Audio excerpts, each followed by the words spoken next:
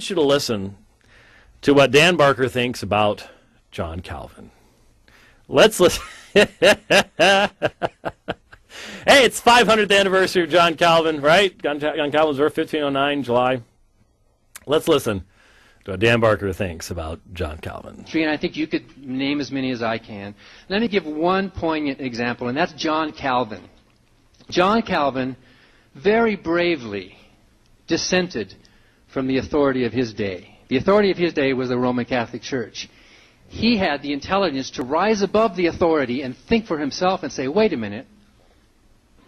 He challenged the authority of the church for many reasons, and he, following Luther's lead, broke free and said, we are not going to follow. We are going to dissent. We are going to protest. And they reformed. They were reformers. They were Protestants. He wrote his Institutes of the Christian Religion. And then what did he do? He turned right around and became just as much a bully as the Roman Catholic Church was. What did John Calvin do? He set up a little mini theocracy of his own.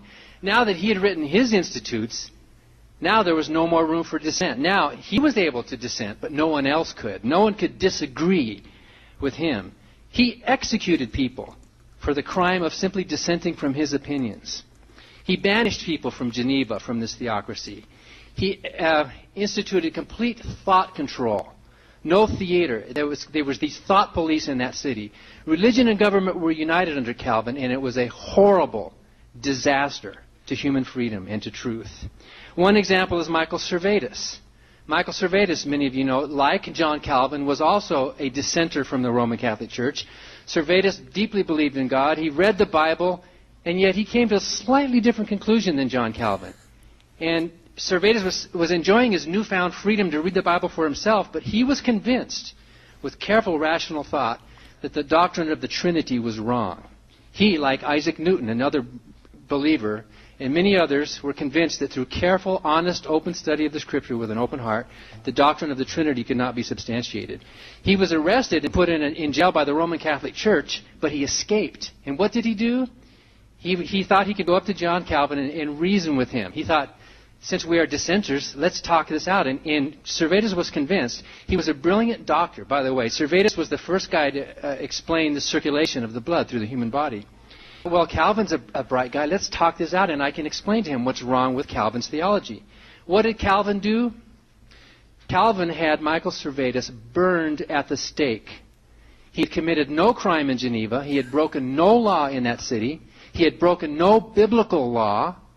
His only crime was that he had the audacity to challenge the authority of the theocrat, of the John Calvin himself.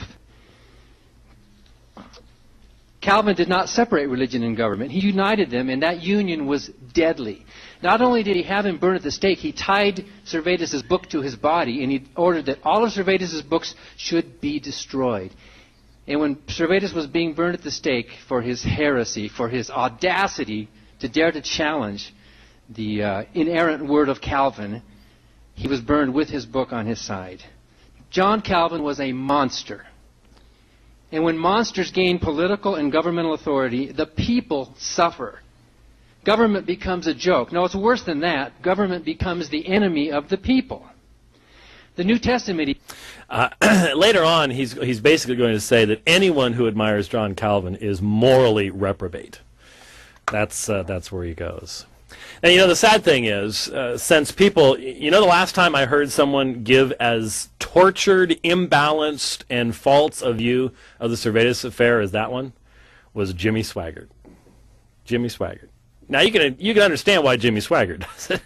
I don't think that Dan wants to be in Jimmy Swaggart's camp. And I don't have time in only 4 minutes to go through everything. But let me just point out a couple things there. He said that Servetus broke no laws in Geneva. That is a joke. Of course it's a joke. The crime, in fact, was heresy, and that was against the law. He had just accused Calvin of all the thought police and everybody else, and then he turns around and says that Servetus didn't break any laws. It's baloney. What he, you know, the problem here is, and this is one of the questions I may ask Dan, and we'll have some more time, Lord willing, next time to expand on this. But given his own definition of morality, we all could immediately jump to why do you judge Calvin given you can't give a justification for morality. But even given his definition of morality, how does this apply to the gross imbalance of the presentation that was just made by Dan Barker about John Calvin? Where does his morality fit in there?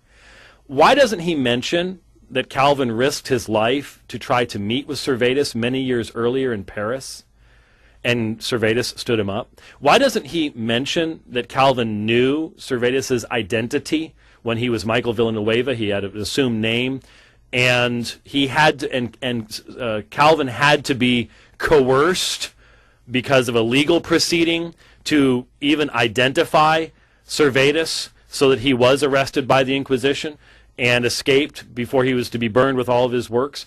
Why doesn't he mention that Servetus made a beeline for Geneva, knowing that he would be arrested in Geneva? Why doesn't he mention that Servetus tried to have Calvin imprisoned while he was in Geneva? Why doesn't he mention that Calvin was not a citizen of Geneva in 1553? He did not become a citizen until 1559. Why doesn't he mention that there were many people in Geneva who sided with Servetus against Calvin because they were his political enemies at the time, and that for a period of time it was uncertain what was going to happen in that situation? Why doesn't he mention that Geneva sent letters to all the other Swiss cantons asking their advice as to what to do about Servetus, and that every one of the Swiss cantons, without exception, said Servetus had to be burned? Why doesn't he mention that they wrote to Philip Melanchthon, Luther's successor, yes, the retiring, the rather squishy Melanchthon? And what was Melanchthon's response? Servetus must die by burning. Why doesn't he mention that everyone in that day, including Miguel Servetus, believed that it was the state's duty to do what it did?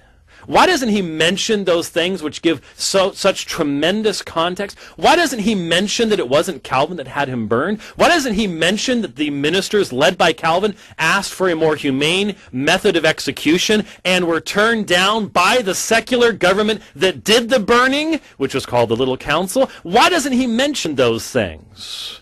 To not mention the historical things, to not mention all those contexts that I just mentioned briefly, is to lie about history. How does Dan Barker's morality fit into this? Because if morality is just not harming others, then you can do anything you want with history, because history's past doesn't exist anymore, right? You can't harm it. And so how does Dan Barker, for example, look at the story of like 1984 and say there was something wrong with what the government did in constantly changing history? What's wrong with that? History doesn't exist. You're not harming anything. And see, I could very easily tell Dan Barker's story from his conversion story, and I could leave out all sorts of the context. I could talk about how Dan Barker preached for money even when he didn't believe in it anymore. And I could paint Dan Barker as a horrible person as long as I could be selective with my historical facts. And that's what Dan Barker did to John Calvin right there. Why is it immoral for me to do that, but Dan Barker gets away with it? Interesting question to ask. Maybe I'll get to ask Dan that question myself.